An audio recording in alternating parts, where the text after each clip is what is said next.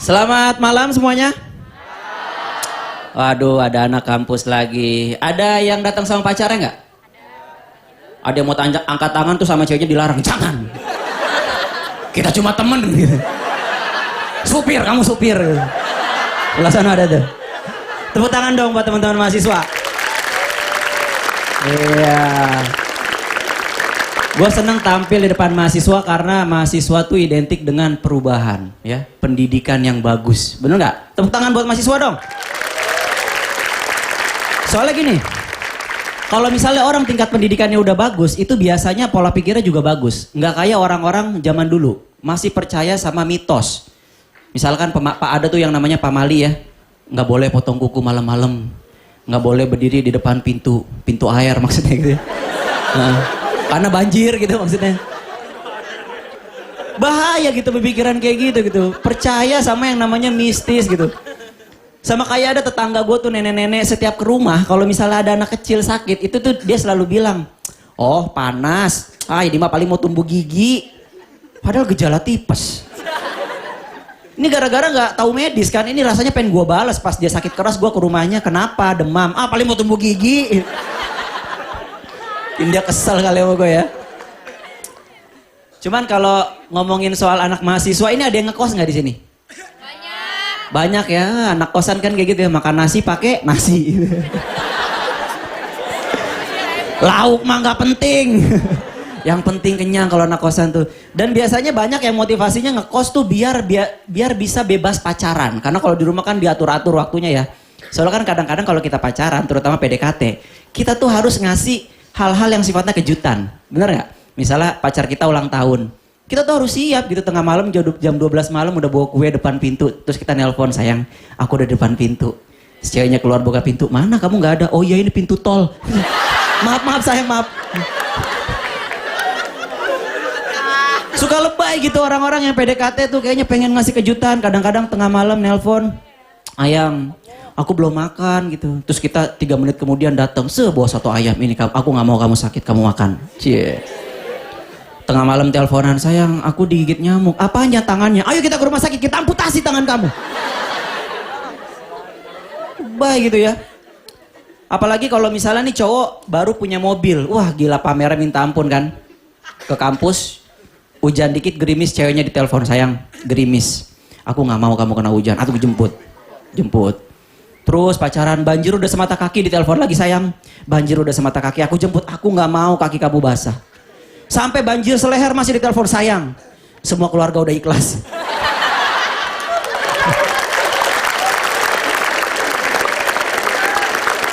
Karena romantis itu saat PDKT doang gitu.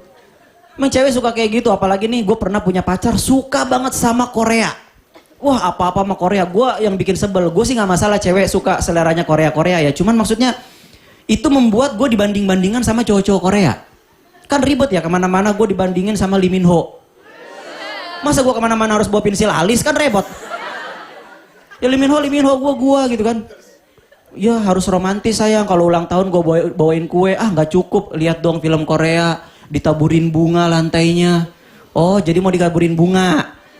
Sama batu nisan sekalian mau.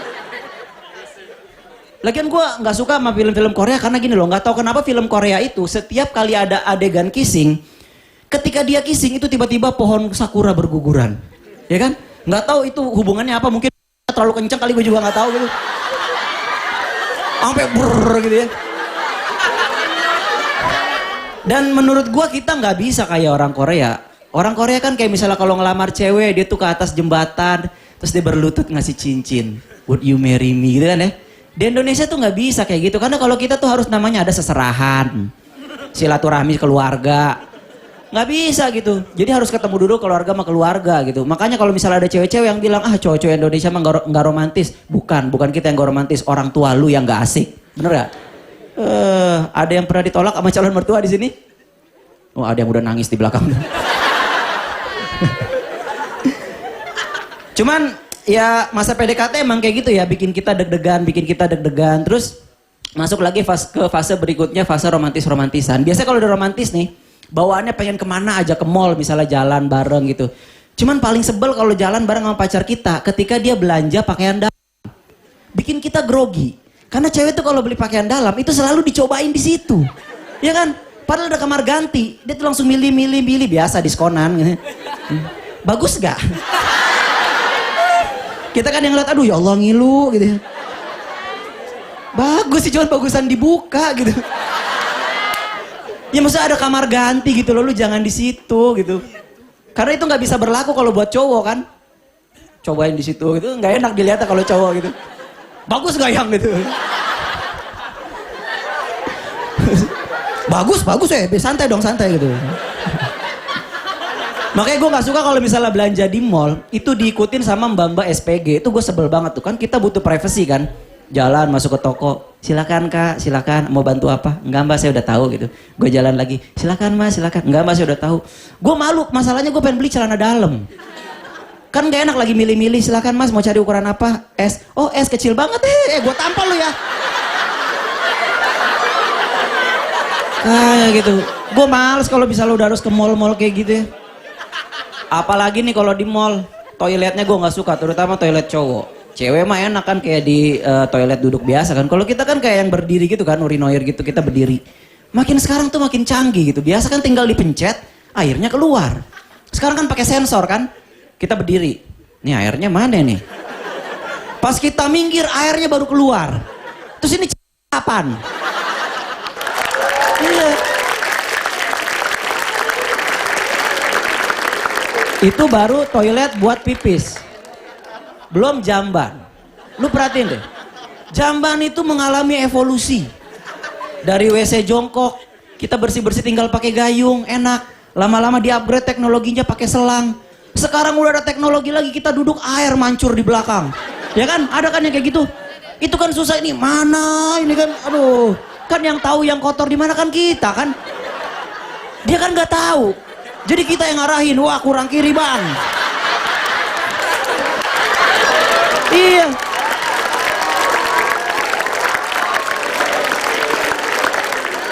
Ini gara-gara teknologi yang berlebihan. Makanya menurut gue yang namanya toilet, ya udahlah kembalikan kepada fitrahnya. Nggak usah dikasih teknologi-teknologi yang canggih. Karena kalau lama-lama ada teknologi, besok-besok mungkin bukan cuma air yang keluar, tangan keluar. Kebayang kalau lagi pun keluar tangan ada suaranya lagi. Ayo pak terus pak, keluarin pak. Oke, selamat malam gua Aco, terima kasih.